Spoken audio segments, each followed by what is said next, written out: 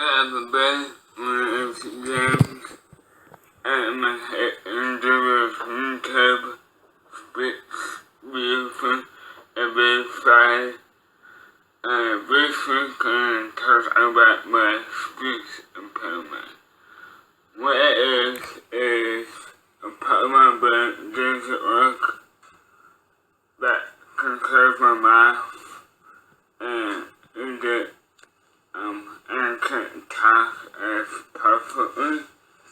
And one of our main effects of an impairment is that I would do a bit and